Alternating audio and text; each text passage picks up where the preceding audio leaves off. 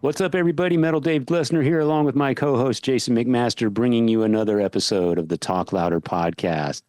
Today, we're joined by a buddy of ours, Bobby Landgraf. Bobby is a musician here in Austin, Texas, a great guitar player in his own right. You may know him from his time in Down with Phil Anselmo from Pantera, and he's currently out with Pantera. He works as Rex Brown's bass tech. And he recently started a YouTube channel called Crew from Hell 2.0. You need to go check it out. It's awesome. Bobby takes us behind the scenes and shows you what it's like to set up an arena-sized gig, a stadium-sized gig. I mean, it doesn't get any bigger than the shows he's doing. And it's very insightful stuff that he's showing on his channel. And there's a sense of humor that follows it throughout because it's Bobby, right? So we've known Bobby for a long time. We've had him on the show before, but today he's here to talk about his time touring the stadiums and the arenas of the world with Pantera. He's a joker. He's a toker. He's a midnight smoker. Bobby Landgraf is a one of a kind.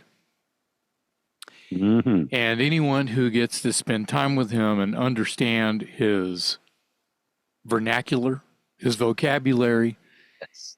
and his entire silly mind is a very lucky person. He's got a giant heart. He's just the sweetest guy. And today he kind of tells us all how he sort of big-mouthed his way into the gigs that he's gotten because His word. And he's just gotten good at the whole thing, and he's widely respected. Yes. He's worked for some big names. He's actually, working with people that have been doing it on much higher levels than him. Well, that's hard to. I'm choking on that because Bobby's toured with by default as bass tech for Dusty Hill on the ZZ Top tour. No, this was a long time ago. Yeah. But that's high level, and you can't be a fuck up, So I think that it's things like that have given him the pedigree, not just a great guitar player, sound man, engineer, producer, songwriter. Yeah. But it's those things on top of, him being able to do all of those things are kind of what put him in that place because he met a lot of the right people and they understood him, they got him, and they hired him. Yeah. Because he's just being Bobby all the time. Yeah. And I don't think that it's the kind of gigs that he really needed a, quote, resume. Yeah. You know what I mean? Yeah. I mean, his experience speaks for itself. You've known him forever. I've known him for quite a long time, and he's always been behind a soundboard, whether it's the Continental Club or producing bands or recording stuff and playing. I mean, he's got a band called Honky. He played with you in a band called Godzilla Motor Company. He played with Lee. During those times, the GMC stuff and the early Honky stuff, that's when I really, recording Godzilla Motor Company stuff is when I really learned, and he'd been doing it the whole time. It was when I really learned about, he's an onion, that he has all these different layers and things that he can do. And he has his hats that he wears well, you know what I mean? And he won't try to wear a hat that he doesn't know that he can wear. Yeah. Like the stories that he tells, he'll say yes, but then he has to do some homework. That's okay. Yeah. That's okay because if you know Bobby, he's going to get the job done, and they'll call on him again to do the same job as needed. And he'll have to do the same thing. He'll have to go do a little bit of homework, but he's going to kick ass and get the job done. So seeing him glow and put these vids together of his, past travels over the past couple of years, and actually have a little YouTube channel that's actually blowing up right now as we speak. Yeah. In such a short time. Dave, I think it was an excellent idea for you to have him as a guest to talk about this and just kind of catch up again with Bobby. Yeah. Yeah. Important. It was a no-brainer, man. He's a great guy. We love him to death. And I mean, his channel is amazing. So it was a no-brainer to have him back to talk about it a little bit and give us a little more insight than what we get from his channel. And we got to ask him about the time he actually got to fill in for his boss. Bobby actually played with Pantera in front of 60, 70, 80,000 people in Santiago, Chile. Yeah, yeah, they need to go search that video. But they should watch this episode and learn about it and learn to get to know Bobby a little bit and then do some research on Bobby. Yeah, absolutely. Always a pleasure to have him. Bobby Landgraf today on the Talk Louder podcast.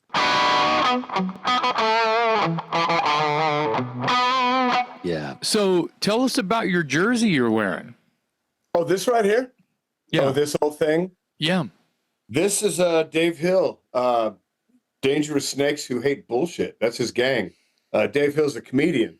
Okay. And he does, he's out with, he's doing a lot. He's out with Tenacious D right now. Okay. And he tours and does his stand-up everywhere. I got this because I was his bass player. He rocks guitar while he does his skit. I'll send you his stuff. Look up Dave Hill. Okay. It's really good stuff. All right. He's actually going to be the warm-up act for the Down show as well. That's where you said the name a couple times. Yeah, and I'm saying, wait a minute, I know the name. I saw it on an ad for a gig. And it is the Down gig. Far out. Yeah. Well, cool. It's a nice jersey. Hate bullshit. Yeah. I like it. It's a nice jersey. Nice. I'm glad that it's 100 degrees outside. Well, not in my room here. No. So I'm okay. This one either. It's only 97 out here. Excellent. So, Excellent. Yeah. That's why he's sleeping. Crazy. Yeah. Yeah. The Bobby, man, thanks for joining us, dude. I'm so glad to be here, fellas. Right on. Man, your YouTube channel, Through From Hell 2.0. Man, it's only been up for like a month and people are talking about it. I think you got 1,500 subscribers. It's cool, man. It's blowing up and I can see why. It's really, really cool. So it's a blast. What got you started on all this? Honestly, it was being at the places I was at and just having my phone, talking to my wife and my friends and going, hey, check this out. Can you believe what's going on? This is crazy, huh?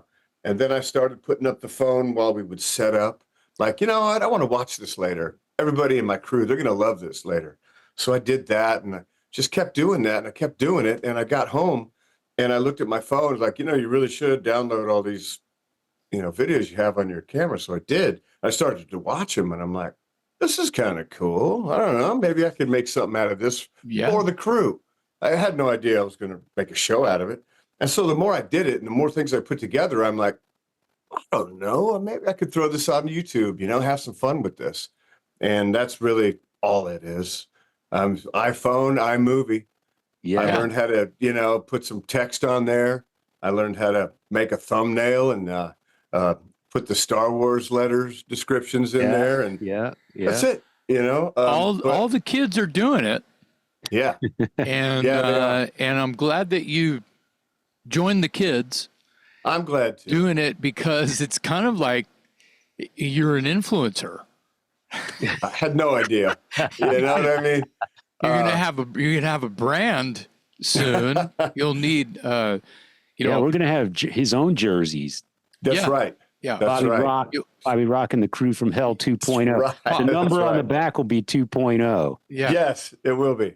Right now, it's my name. Oh shit! Cool. He got you set up. Oh yeah. He set me all up. Good. So how Yeah, much footage do you think you have? How many episodes? I've got 8 episodes out, and I still have, I don't know, maybe about 8 shows in the can or more. Whatever I want to call a show. When I get too long and start getting 20, 25 minutes, I'm like, I'm gonna make it a part 1 and 2, just divide it up. I don't know how much attention span. I think most people are looking at it on their phones. I don't know. Totally learning, totally accidental show that I have. Well, you've been on Capsize plenty of times. Sure. Kind of know, you kind of know Sure. where it's going and what to say. So Sure. I guess so. we've all The kind of original learned. idea, Dave Pruitt, right. Yeah. Honestly, the original plan in my head was to do more like what you guys are doing, but with crew, because I'm surrounded by so many crews. And, y'all are talking to the rock stars, and that's great. And that's really exciting to see. And your Wolf Hoffman was so killer. I was like, oh, man, I got to go on after Wolf Hoffman. I'm so boring. No, you're not. I like his fast as a shark talking about that. Like, we didn't know. We was just fucking around. We didn't care. I was like, Yeah. I just thought it would be for the crew and doing it for the crew. But it turns out I'm doing it for, do it for myself. And now I'm putting it out there. Well, it's really. I'm sorry, but what I wanted to say was, y'all have inspired me big time. And I wanted to do interviews, excuse me, but with the crew, because I'm surrounded by so many crew people. And so the original idea was to interview crew, and which I will get into, of course.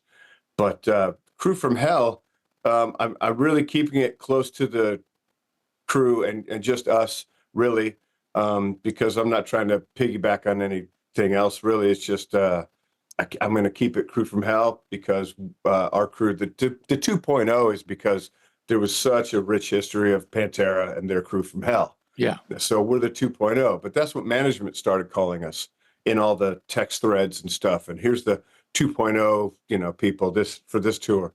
So I just took that. I'm like, all right, we're Crew from Hell 2.0. So obviously you have consent from the band and management and all the guys, and they want to be interviewed, and you're gonna, because dude, I have the suspicion that everyone's gonna, that's what I figured, of course, but I have to ask because those of us who've checked out a couple episodes or became addicted quickly and have seen everything that you've uploaded,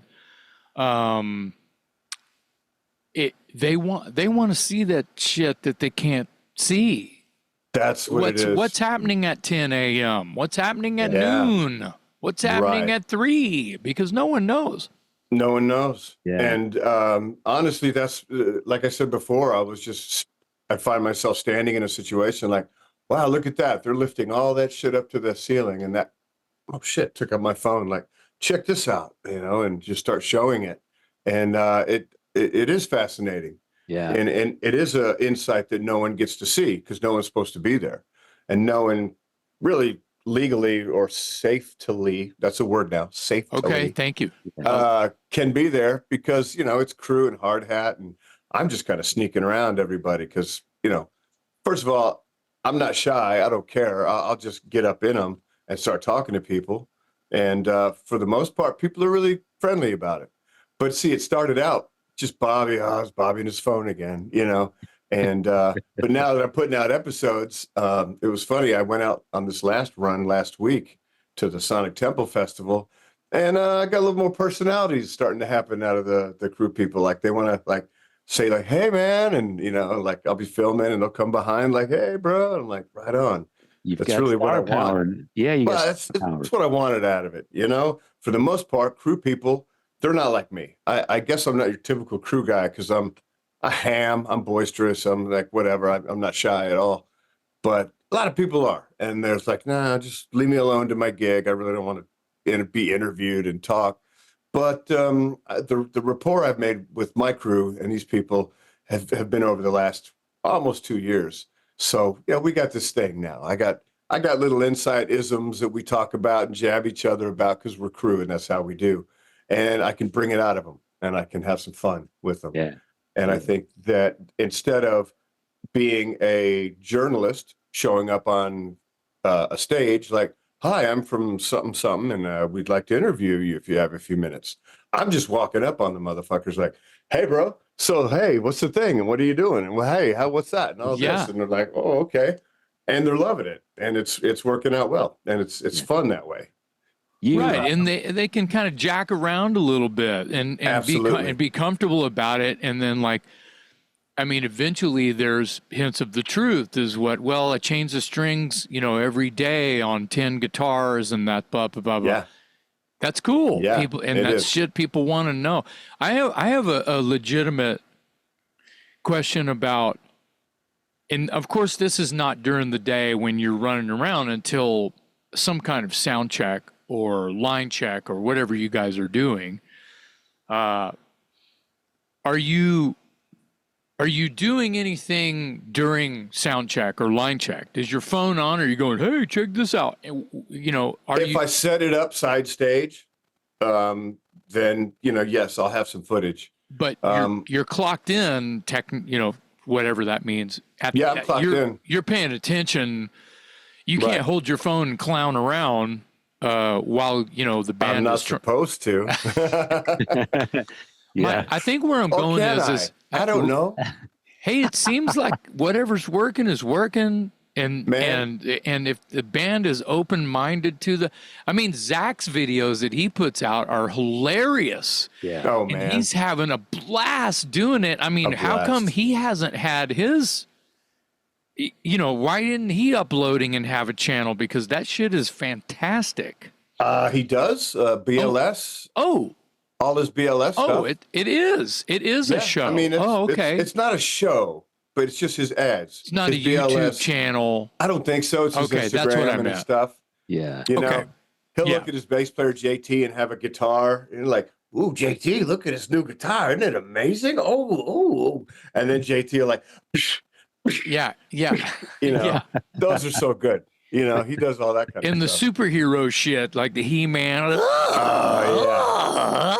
He's that shit's hysterical. It's so great. Well, so Jason brought up a good point, and I was going to ask the same. The first thing that kind of struck me when I started watching your videos is, did he have to get permission for this? And I know you're tight with the Pantera dudes, of course, but you got a lot of footage of the stage with, when you were out opening for Metallica, playing stadiums and that sort of thing. Did you have to get any permission from the Metallica camp to film any of that stuff? Or are they chill with it, or they just don't know? As far as I know, I'm just going for it, man. I'm throwing it out there. Is there anything off limits with the Pantera camp? Are they like, don't show this and don't show that, everything else is fine? Is there anything? The show is crew from hell, and I'm keeping it with the crew, and I'm really keeping it with us. I'm not going backstage with the fellas while they're getting ready or really in their face while they're sound checking. And we're taking care of biz. We're taking care of biz. We're on a tight schedule. We got a certain amount of time. We got to do this and that. So when I'm talking to somebody, it's because they have a minute to do so. Yeah. If I'm talking to somebody about the pyro or their guitar or their, setting up chains for PA, it's because they have a minute to do so. Right. So I'm not interrupting anybody's job. I'm not interrupting anybody's flow. And I know the flow. I read it and I can see it. So I'm finding my ins where I can find my ins. Yeah. I started to see, since the Metallica shows started going around, and there was press there, and I started to see things on YouTube of people walking around the Metallica donut and this and that. So I'm like, why can't I? I'm just going to do it. And they're filming the band. Sure. They've got the band coming up right to their face. Hey man, what's up? Hey, I remember you and all that. That's everywhere. People can it's like you're more chill. So I'm walking into Ford Field when it's absolutely empty. And it seems like I'm looking around and it's just three of us on the donut. And I'm like, check this out, y'all. Early morning, Ford Field, nobody's in here. Yeah. And here's the donut. And here's how this works. That episode was awesome because Ford Field is the home of the Detroit Lions. So it's an NFL football stadium. And you made a point in that episode that I would have never considered it. And this is the beauty of your show. We've all been to a million concerts as spectators. We've all enjoyed the spectacle, the production. We go home talking about it. We have no idea what it takes to put that together. And so the Ford Field episode, you're opening for Metallica, it's a football stadium, and you made the point the truck was able to drive into the stadium versus having forklifts making multiple runs in and out of the stadium from the parking lot. Right. That's the kind of stuff that Yeah. makes me go, whoa. Right. I mean, You that think just of the blew my scale. mind. Yeah. Yeah. Yeah. So what's it like so you're driving an 18, you're not driving, but somebody on the crew is driving an 18 wheeler into the stadium to offload the gear on Yes. when you can't do that, how many trips does it take a crew of forklifts to get all Well, let's stuff? say Madison Square Garden, you can't do that. So everything's downstairs and there's a cement ramp that's going up. And there is a dance of forklifts that are emptying the truck and it's coming up and it's coming up. And unlike a Metallica show where we have one semi-tractor trailer, something like Madison Square Garden, that's our whole rig. So there's 7 trucks doing that dance with forklifts all day. Well, all morning till it's done. Right. And man, it's a ballet. That's a whole other episode I've got ready to come out. Not ready yet, but watching that ballet of forklifts is pretty amazing too, But Yeah. that's the difference. And that's why I say things like that, because also the point about the Metallica shows is we don't have our full rig. It's their rig. We're the Right. guests. And Right. we don't have speakers. We don't have all of our stage stuff. We don't have our pyro. We're on their deck. So we have just hundreds of feet of cable for our gig. Everybody's in-ears and everybody's on wireless. So we're depending on wireless and in-ears the whole show. It was mind-blowing the first couple shows, really nerve-wracking, but I had this is kind of where I was going with earlier, and it's okay that we're jumping around the room a little bit. I love this, but here's the deal. So when you're on those guesting shows, let's say Metallica, at what time of the day are you putting the in-ears in? Because it's not a walkie-talkie. You've got ears, and your guys are talking to each other through the in-ears, through the system that you guys have, racks of in-ear system, and not the old school pick up the radio and go, oh, Bobby, did you call me about the cables and the blah, blah, blah, hold on, Zach needs a blah, no. Sure. You've got it on in-ears. Right. What time? Yeah, what time are you putting that on? Because you're starting to pull cable and roll and set up and roll, and you guys need to talk to each other from 100 feet away, 200 feet away. We do have radios. Oh, so you there's do? radios. Oh, there's radios we have at every gig. Okay. So yes, we still have that. If it's like, hey man, what's the fucking deal with the thing? And I gotta, that's a radio thing. The in-ears is for the band. It's got band inputs. It's not necessarily a talkback for everybody at all. That's what our radios are for. Okay. All right. Yeah. Sorry, I was confused about No, that. that's a great question and a great point. And the changeover between at what point because during the show you have ears on so you can hear what's going on stage. Right. You have your own mix. And it's similar to what Rex is hearing in it's his the ears? identical mix of Rex. Rex and I share that mix. So you can tell what he's hearing exactly. Yes. So when he's his instrument is loud and it's like, all right, something comes out, something's not working. We both hear it and they're like, okay. Yeah. Yeah, makes it telepathic, sort of. Yeah, at this point it is after so many shows. Yeah. Yeah. What's the biggest oh shit moment you've had with Rex? You're on the it must have been the Metallica donut when the ears get intermittent, because it's a false sense of security. You're there in the morning, you're doing your sound check. It's just us, and they've sliced off the frequencies that we get. Metallica has sliced off the frequencies that we get. And so we're doing our sound check. Everything's cool. If there's some dirt or we see it in the channel, like, this is a little bit dirty. Somebody's stepping on this. So give me another channel. So we do that, do our dance with all that. And they have techs that are just there to make sure our frequencies are right. I mean, their crew is, I couldn't even, I don't even know yet. There's so many. But anyway, so there's a false sense of security because sound checks seem to go really well. And I'll walk around the donut like with different bases, different packs, like, all right, everything's clean. I'm hearing everything. This is great. This is easier than I thought. Yeah. But it might have been MetLife Stadium, the very first show we did. And all the sound check is great. Like, all right, well, this isn't as hard as I thought. But man, once the show starts, I like to say that, there's how many tens of thousands of people that are going, yeah, with their phones and showing their cousin, like, fucking hey, check it out. And then things get a little, frequencies get stepped on. There's a little bit of, like zips and dips and like, oh, shit, what was that? And didn't happen at sound check, but what are you going to do? The show's on. Right. Bandwidth. And yeah, and the fellas don't have a rig to go next to and like, okay, well, at least I have that. They don't. That just got the in-ears. Wow. So it makes it crazy. Yeah.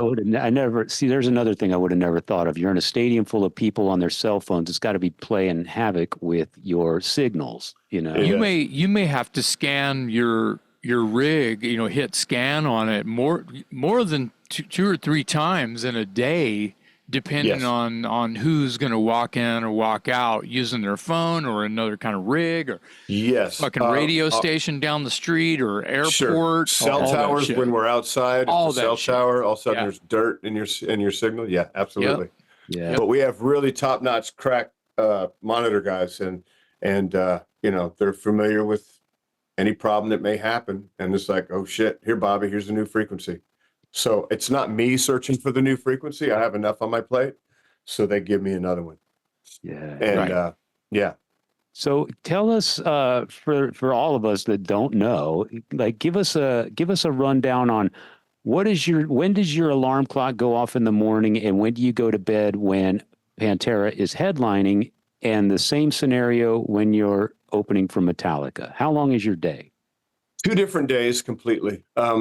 When it's a headline show for ourselves, which they all have been, even the festivals, Pantera's been headliner or co-headliner. What that means is the rigging crew, we walk into an empty deck. They don't have anything for us. We have our everything. So we walk into an empty deck, and what that means is Jared knows. Hey, Jared, I see you. You chalk the floor. You make your points. He texted me just now. Are you guys interviewing Bobby today? I said, right now, bruh. So he's probably he's probably on here going. He's going. Okay, cool. Here, let me snap a photo. Y'all say hi. All right. Yep. Hi, Hey, Jared. Jared. Hey, buddy. See, I knew he was thinking about us. I knew. See, yeah, you knew. I knew. Yeah. I see you, Jared. Oh, okay, Carrie. he's in Chicago right now. Okay, right on. But the Marines, first ones in, first ones out. There's the riggers, and they're chalking points. Like, all right, that point of the ceiling is going to have this motor to carry this big fucking thing up there, and all that. So they're in at 6 a.m., 7 a.m. at the latest. So they're starting their dance early. But 3 hours of them with the brilliant dance that they do of getting the chains up. First it's a rope, and then it's a chain, and then it's a motor, and the motor's got the big thing. And the lights are being put together on the floor, then hooked up to the chains, and then they go up. So there's a whole couple hours of all that needs to happen. Lights and PA go up out of our way over our heads. Then we get on the deck with the band gear. What time does that usually happen? Our truck unloads at about 9 or 10 sometimes. And what that means is, I'll say backline. I speak for us as backline. That means the drums, Zach's guitar, Rex's basses, and Philip's microphone. We have a truck for that. No, we don't. But we get to go in once all that stuff's in the air. Now, because of the video walls, I'm on stage right. So what stage right is if you're looking at the audience, it's the right side. So what's happening at about 9 for me is that, my gear came off the truck, but I huddle it off into a corner and I can't quite get out there yet. I show this in the videos because they're still putting the truss together to put the video wall that is essentially above my head during the show, pointed at the folks. So there's the back wall video, and there's stage left and stage right video walls, and right under the video wall, that's where I'm at. So then I have to wait an additional hour or two. It depends, but I'll get my gear to where it's supposed to go. I don't know, 11. And I'll spend some time with my gear over to the side, restringing, getting anything I need to clean up or get ready for the show. And then I'll push it all into place. I'm up pretty quick. I throw some speaker cables and I throw my pedal boards out, and I'm pretty much ready pretty quickly. For the most part. Let me interrupt real quick. How many Yeah. bass guitars do you have ready to go for Rex on a gig like this? 10. 10. Wow. Yeah. Okay. And he'll choose what basses he wants for what songs. Okay. And he's been having fun with, basses for this since he started playing again with Pantera. He's like, I want this bass for that song. And some songs are 5-string basses and some are 4-string basses. Yeah. But at this point, after a couple of years of it, he's really narrowed it down to ones he loves. And we stick with those. And I say that, but every time we come out for another show, he's got a new bass and he wants to try it. So he's having fun with that. Same thing with pedals and tone. We're really doing a tone journey right now. There's never been so much tech for bass players as there is right now.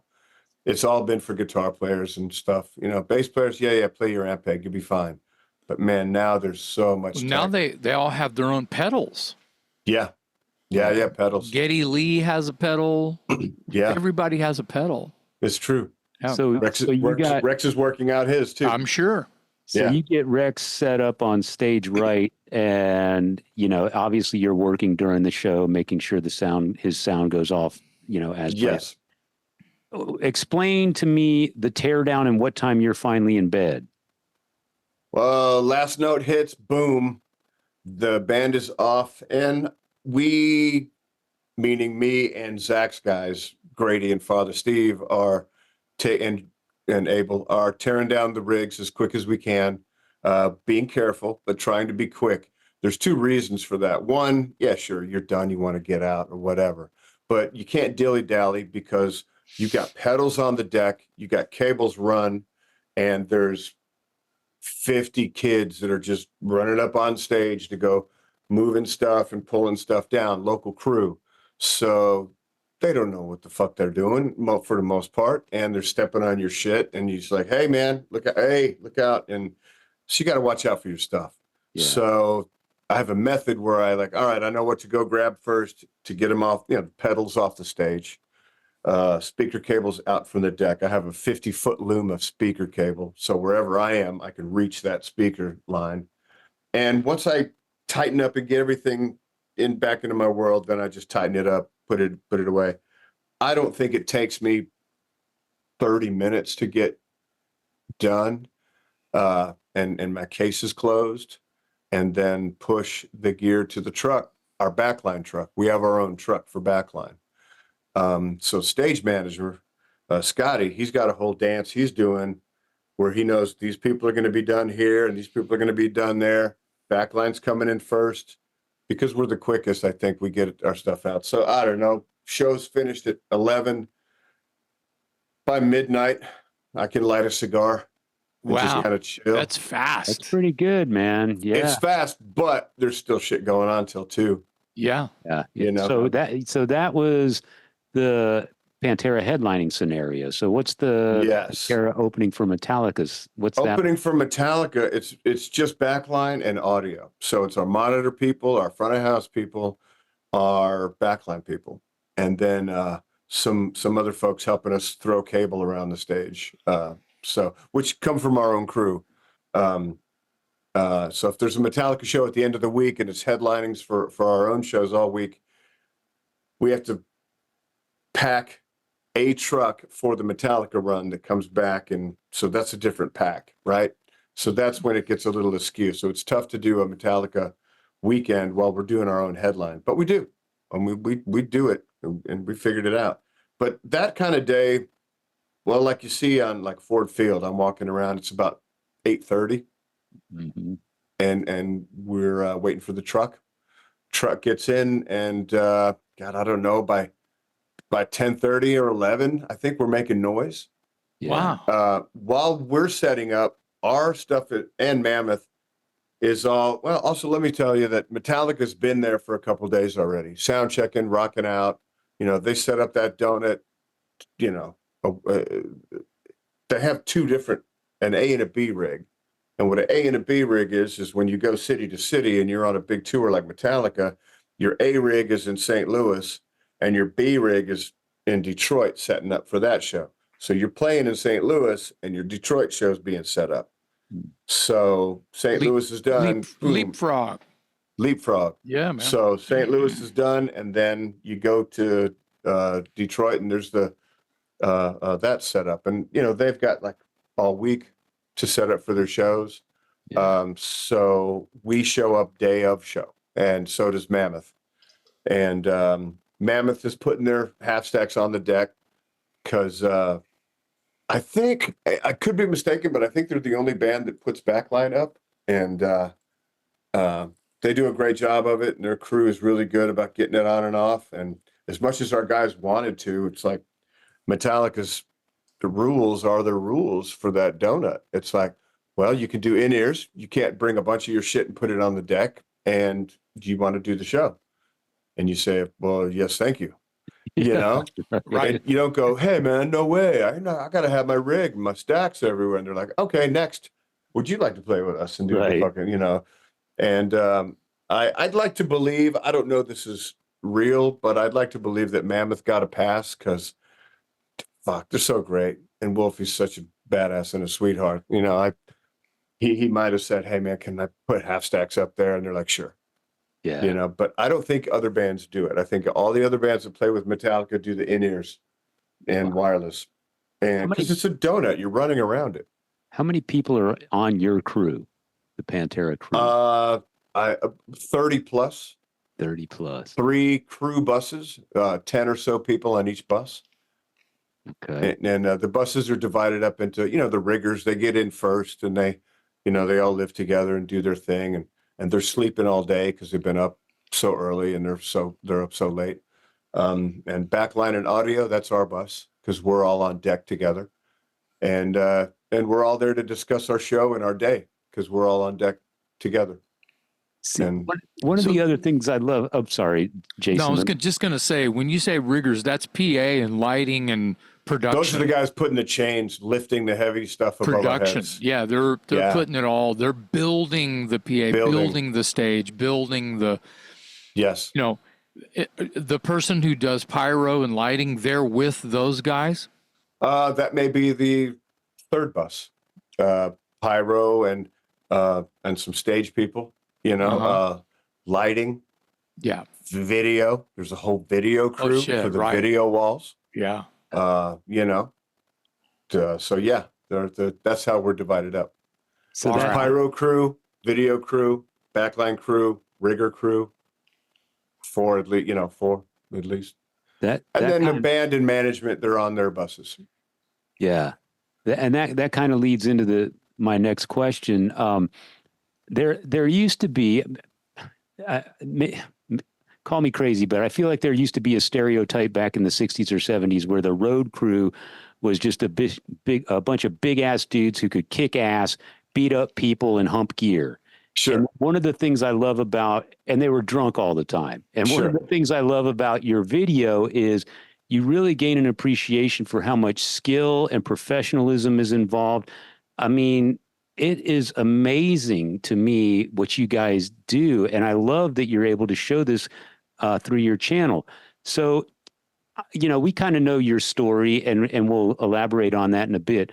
But for some kid watching your Crew from Hell YouTube channel or watching this podcast and listening to what you do, and they go, I want to do what Bobby does. is there a formal education that's required for this, or is it all about starting local, building connections, learning the skills yourself, and then putting yourself out in the marketplace?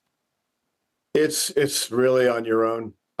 There's I know there's Full Sail, there's recording schools, there's learning how to do live sound or perhaps lighting.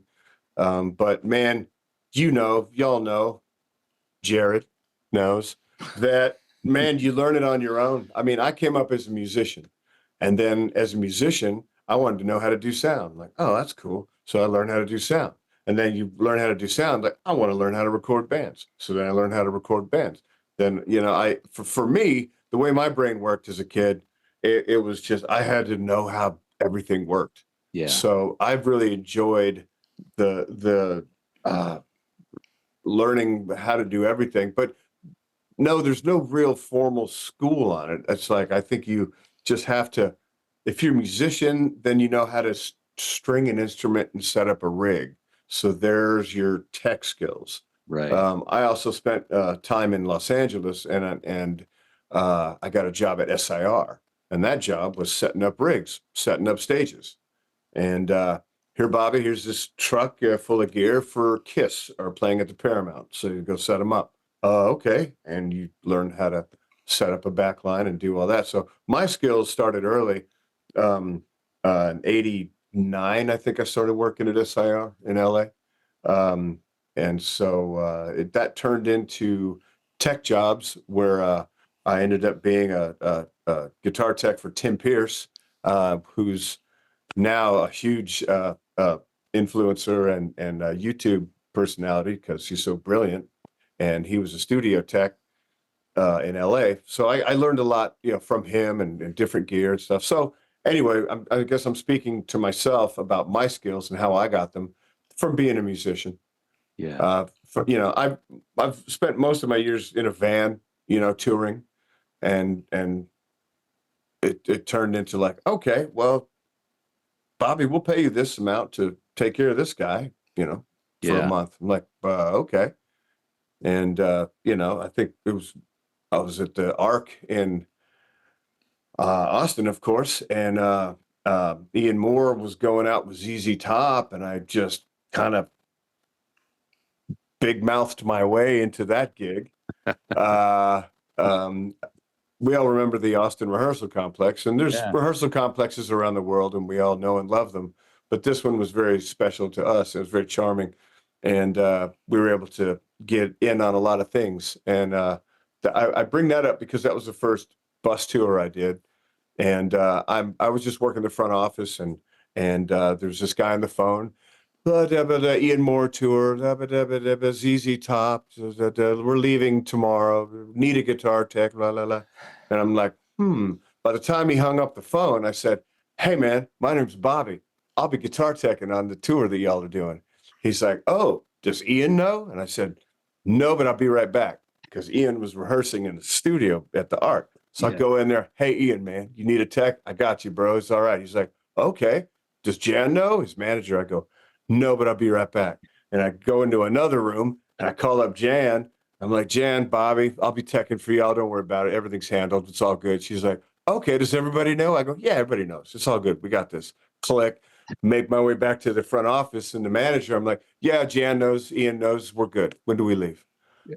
I mean, I push my way into gigs. I just got a big mouth. So that put me on tour with ZZ Top and Ian Moore. And in Leipzig, Germany, Dusty enough. Hill's bass tech got his appendix blew up. Oh, so since I was working stage right every day, I had a little rapport with the fellas, and they hired me to take care of Dusty Hill for the rest of the tour. So not only was I out teching Ian Moore's guitars, but I ended up being Ian's and Dusty Hill's tech on that same tour. So I recommend to any kids that are listening that want in on this business, if you see what you want, go in and grab it. It's not coming to you. You need to go get it. Just like being a musician, man. You got to go get it. You can't ask. Well, you have to ask, and you have to, You can't wait around for it. Can't wait around. It's not coming to you. You got to go get it. Smart moves. You gotta make smart moves. Got to make smart moves. And That's a great you can't story. be fucked up either. Yeah. Right. Yeah, Can't be fucked up. that's kind of what I was getting at earlier is just, when I watch your videos, the level of professionalism just, it boggles my mind. And I don't know why I expected anything less, but it's just one of those things you just never see it. So I'll tell you why you expected something different. And I don't get this a lot, but I get this. And I'm actually starting to get this. People think that I'm Bobby Tongs sometimes making videos. I'm like, oh, no. That's Pantera, man. That's old, that's the original crew from hell. And, Right. and yeah, I mean, they were zooted out and fucking stoned and, drunk. And, I travel in Grady Champion. He's out with us and he was Dimes Tech. And he's working with Father Steve, taking care of Zach. So, yeah, we hear all those stories. Shit, man. Yeah, them fellas were lit. I took care of biz, but they were lit. Right. And no, we are not that same crew. This time it's top shelf techs, man. All of our people are hand chosen top shelf cats, and nah.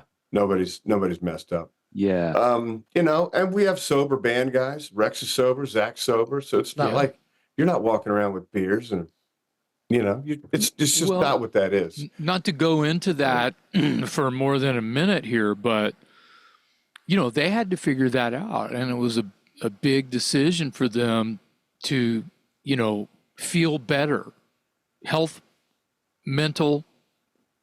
The band members? Yeah. Oh, yeah. Oh, yeah. For them to be where they are and doing this as well as whatever other things they have, because they have other things. Yeah. They had to figure out their health, Sure. And also remember that to relaunch Pantera tribute, that we're doing on this scale, you have to weed out the fools and only get the guys that are going to show up and do their gig. Yeah. That's right. That becomes immediately apparent to me when I'm watching those videos. I'm just kind of awestruck at the level of professionalism and I think again, it's to be expected, but you just never see it. So seeing it, thanks to your channel, kind of brings it all. And I would say, it's not unique to Pantera or Metallica. If you go see Taylor Swift or the Doobie Brothers or anybody that's putting on a big high dollar tour that's rolling around the country, you don't have time for the hangovers and the bullshit and the guy not showing up. Those guys are on the side of the road before you know it, right? Yeah. I love this point. I love this point. I was just going to say real quick, I'm not even trying to be funny, but the Swifties have no idea that a third or more of each ticket price is going to the shit that you're doing on stage. Yeah. Production costs. Sure. Absolutely. Yeah. They're paying, the crew is, Bobby, you're not doing this for free. No, I'm not. That's why it's pro. It's top shelf too. Yeah. Not just like, oh, these guys are good. It's like, oh, these guys are the best in their field. Right. I mean, and that's another point of pride for me with why I'm showing these guys and interviewing these guys, because they're the best, man. It's like, wow.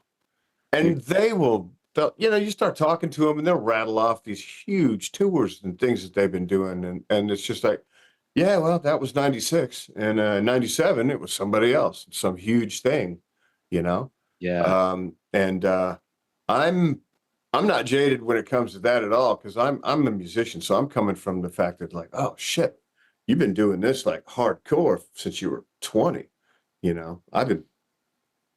I haven't been guitar teching as a career straight up for these years. I've been in vans and even buses with down, but playing. But the teching.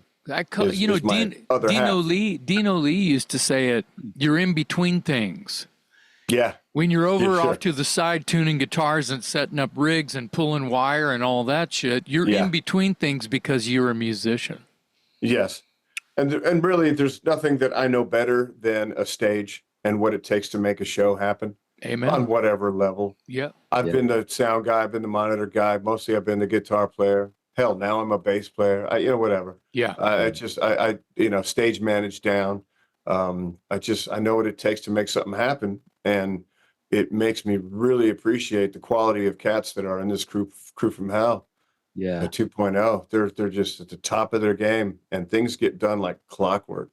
Yeah. Yeah, you're going to see hollering, and I'm not going to show anybody fucking up or, hollering at somebody, but, you holler at somebody, but it gets done. It's just part of the job, like any job. Somebody's going to mess something up, and it's like, all right, well, you just added 10 minutes to my thing, which is, big deal, 10 minutes, but nah, in the course of building the what we're building and taking it down, 10 minutes is a long time for some That's a things. lot. Yeah. Yeah.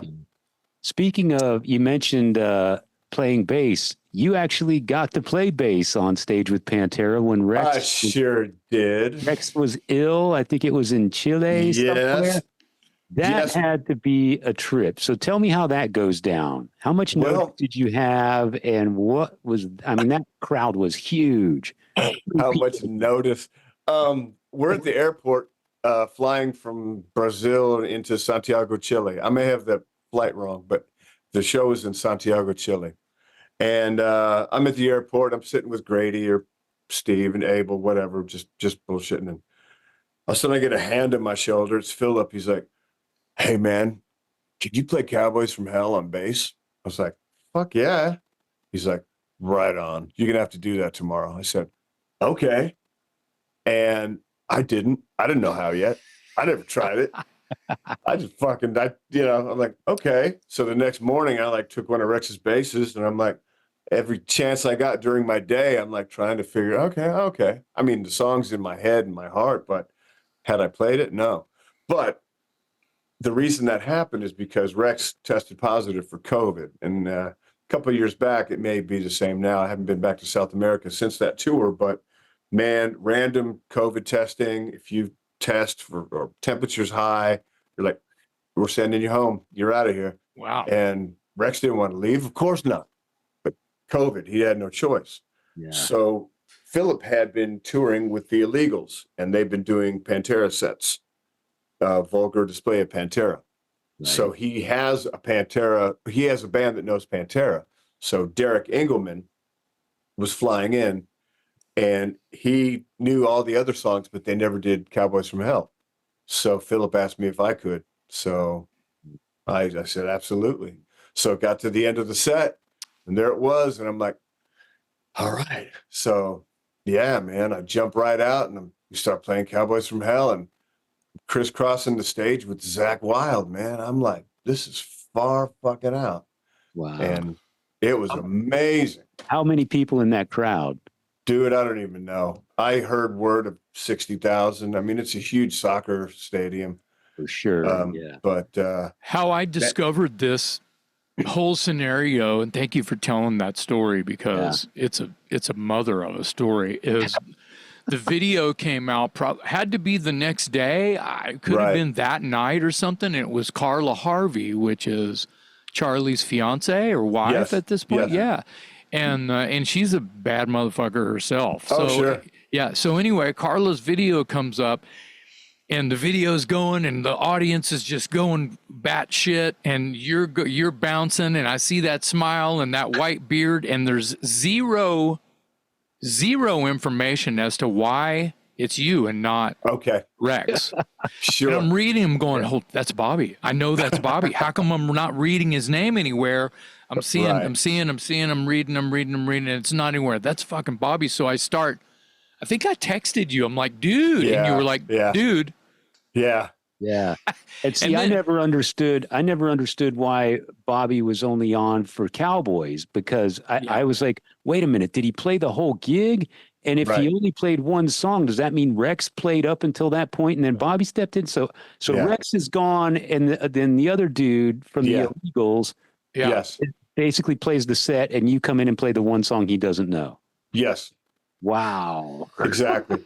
And the timeline, I learned it that day, man. Yeah. I was like, sure, I got this. Yeah, but like you said, phonetically, it's right there. Yeah. It's like a third eye thing. You probably would have done fine, just like if something worse would have happened and they would just handed you the bass. Okay, you're playing Cowboys. Oh, no rehearsal. No. Yeah. Oh, there was no rehearsal. Well, you know what I mean. No any chance you get. not knowing you were going to have to do it at all. Yeah, that's a thing. So Had I had to do the whole set, I don't know. Ooh. You know, man. I mean, I wouldn't have said no. I would Yeah, have, of course. I would have fucked up left and right. I don't care. That's who I am. Yes, I got this. Yeah. You know, but Derek was badass. He played a couple shows because it was at the end of the run, and yeah. So Derek stood up tall. He did a great job, and yeah. Well, That's, it's good. It's good that didn't have to happen more than that one time or a few Oh, times, right. or it's Right. good. So Yeah. that's the story of a lifetime, right yeah, there. that's a It is, man. That's a Bigfoot sighting. That's crazy. Woo. It's crazy. Yeah, it was crazy. Okay. So to give everybody that's listening and watching a little bit of background as to how you got this gig, I'm going to run through the Cliff's Notes version of it, and then you fill in any blanks I may be leaving out, because I kind of want to All connect right. the dots for people who may be thinking that you just walked into this show or this Okay. gig. So you're a local musician here in Austin. Yep. You have many bands, one of which is Honky. And my understanding is that when Honky would play New Orleans, the Down guys would come see you, and Yes. you got to kind of be friends with the Down guys. Yes. And through that friendship, you started teching for Kirk Winstein with Down. Exactly. So you're out Yes. touring with Down now. You're a member of the touring crew. Yeah. Kirk steps out of Down at one point, and you become the guitar player for Down. That's right. And then, obviously, with Philip singing for Down, therein lies the Pantera connection. And then Yes. Rex was part of Down as well. He came in a little later, but Yep. so you're buddies with Phil and Rex because of the connection to Down. And When that's kind of how you got into this gig that we're talking about today. Yeah. Yeah. Kirk asked me to tech for him, and it staged right. And the gig was both Kirk and Rex. So I worked for both Kirk and Rex. When Over the Under came out, that Down record, they were on tour with Heaven and Hell, Dio Sabbath. Yeah. Yeah. So, you know, so that's where I was at. I started with Down in Australia, 2007, I think. I forget exactly. Yeah. So that's the relationship with Phil and Rex started with Down. Yeah. Yeah. And yeah. But now the Pantera thing, nobody knew about it. And I was under strict orders not to say a fucking word about it. And I didn't. But no, I got a call. I was working at the Gibson guitar showroom here in Austin. And, you know, COVID was, we'd all been living through that, and it was ending. People are getting back to their real lives, and touring started up again. And I just got a call from Rex, like, hey, man, Pantera is going out. I need you, man. You ready? You want to do this? I'm like, what the fuck you talking about? Pantera's going out. Yeah, I didn't know. I'm like, dude, I don't, sure? I don't know what you're talking about, Pantera. He's like, look, Zach, Charlie. And I was like, and I started, okay, but you can't tell anybody. Okay.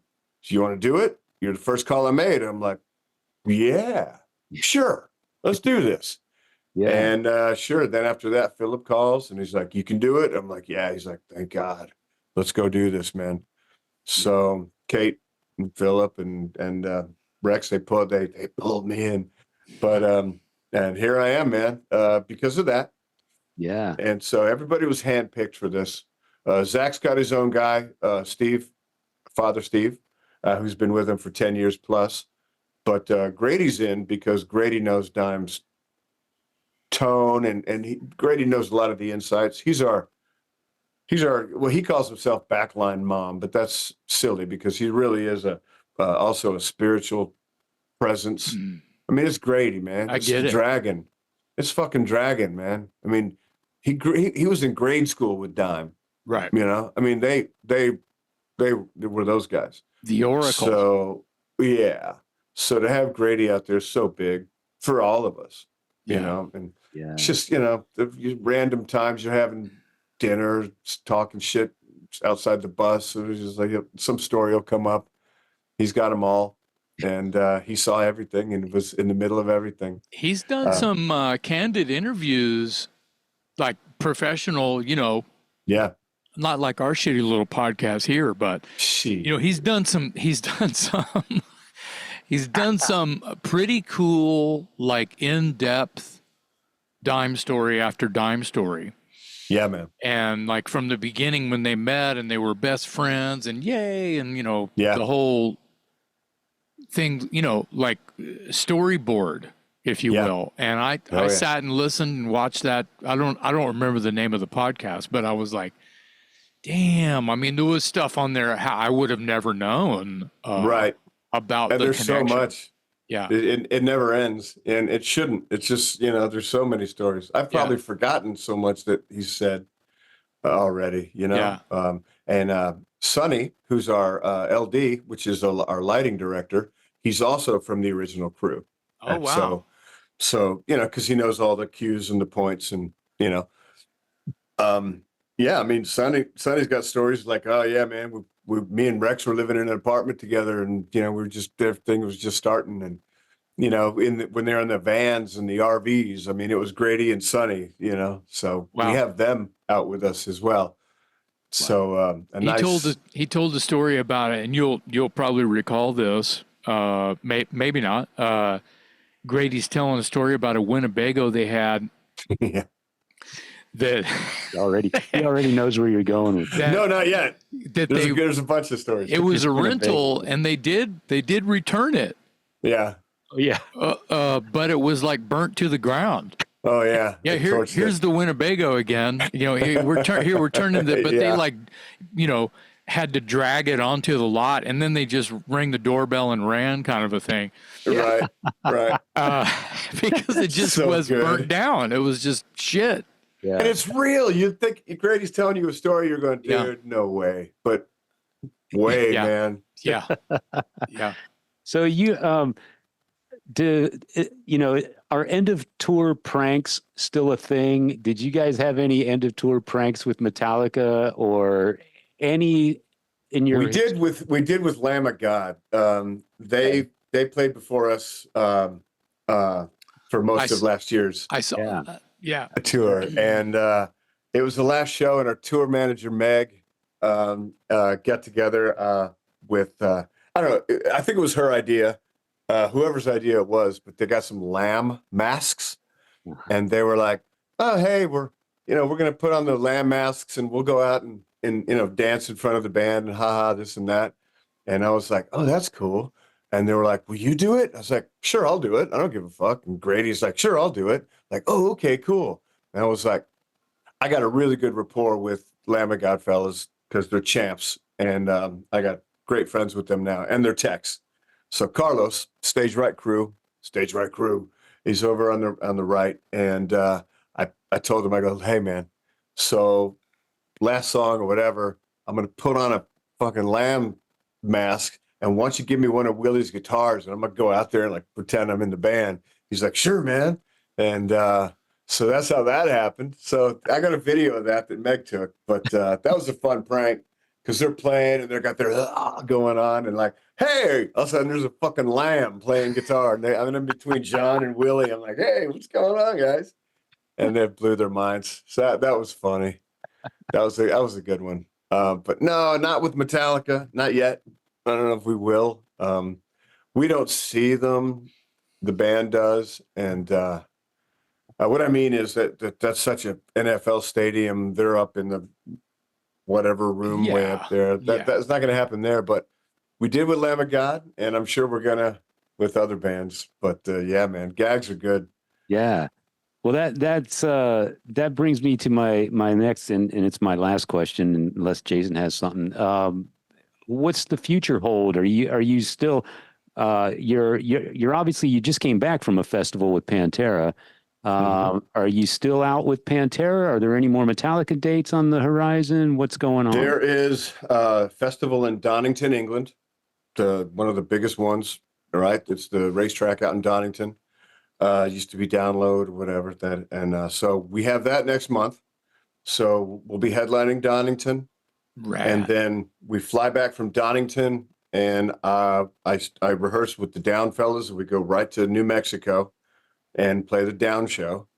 And then about 2 weeks after that, we go to Barcelona to play another festival in Barcelona, one-offs, but We go to Barcelona to play that festival. Then we're playing 5 more Metallica shows in August. So every Friday of August is a Metallica show. So we got that, and that'll take us through August. September, there's another festival in the U.S., and then it looks like January is going to kick up. I don't know if I can talk about it yet, but it looks like exactly what it is. I can't say yet, but it's going to be some business kicking off for 2025, and it'll be January. So these Metallica takeover weekends make your schedule a bit spotted, right? It does. It does. We'll probably fly out on Thursday, get to the show, set up Friday, and go. And then you go home on Sunday, and you come back home and then fly back out. So you're home like 4 days, working 2 or 3 home. It'll be just like that. Yep. Yeah. Cool. That's cool. Yeah. If you start up, you can't talk about it, but let's say you get going and you're doing a bunch of headline stuff. Is that like 5 on, day off? Well, that's buses and show 2 in a row. Okay. All right. Sometimes 3. Okay. But we haven't done any more than 3 in a row. I'm all about being comfortable, man. Yeah. Don't need to beat it up. Yeah, right. Man. You don't need to beat it. Yeah. Nothing to prove. And Philip's not trying to lose his voice. Right. You know? Just be smart. Be smart. And, have fun and smell the roses. Yeah. Right. I was going to say I was happy to hear your Rockingham music as the background music in your videos. Because Bobby has a band called Rockingham, and you put out an album, and I love the record. Yes. So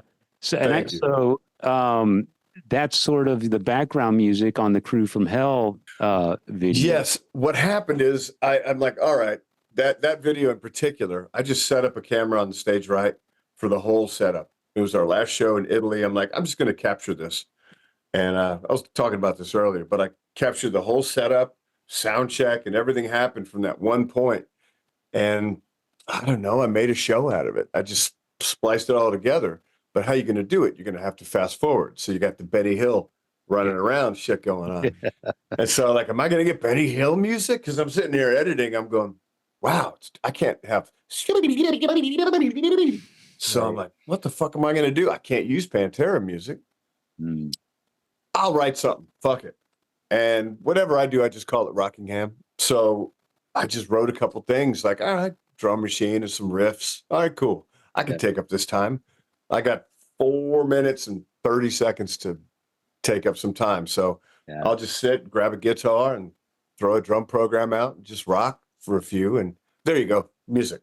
There you go. You know, it's just under it. So that's how I do that. And it suits it fine, man. It's great. Okay, good. I didn't know how it was going to work. I'm like, is this even working? But well, I don't know. Great, man. I think it's working. I think the whole thing's working, man. I'm real happy for you, man. Congratulations. Thanks. I mean, thanks, fellas. And thank you, by the way, because I think it really, like I said, I've said it numerous times during this episode, you really are offering an insight into the world that people don't get to see.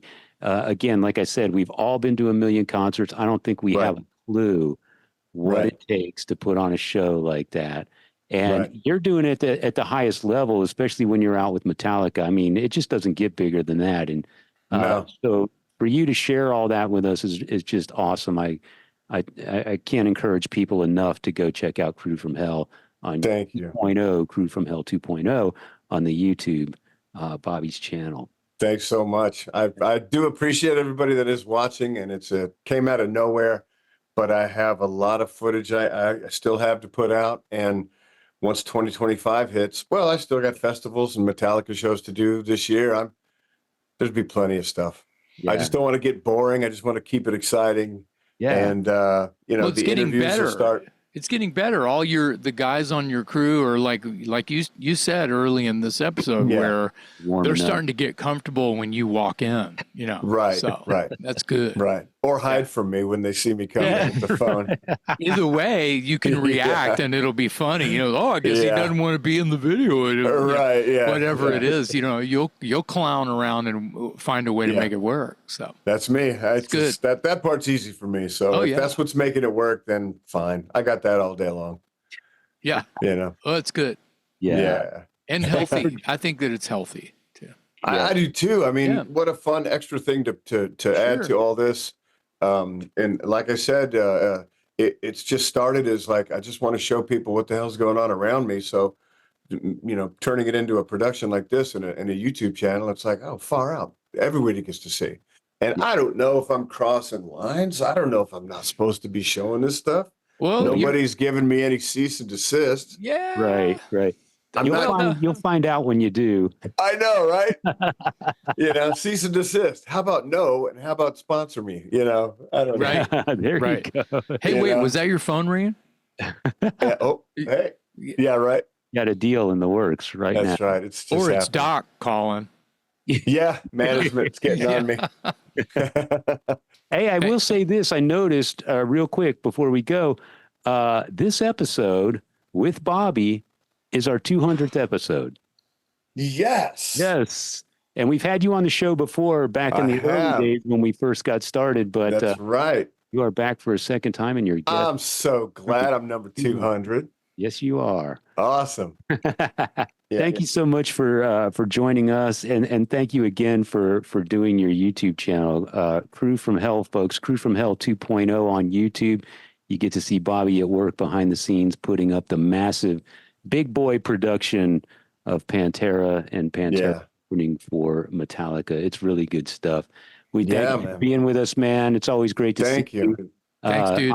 Yeah, absolutely. On behalf of my co-host, Jason McMaster, I'm Metal Dave, our special guest today, Bobby Landgraf, on the Talk Louder podcast. Every Wednesday, I'm putting out an episode. Look out every Wednesday. Yeah. Yeah.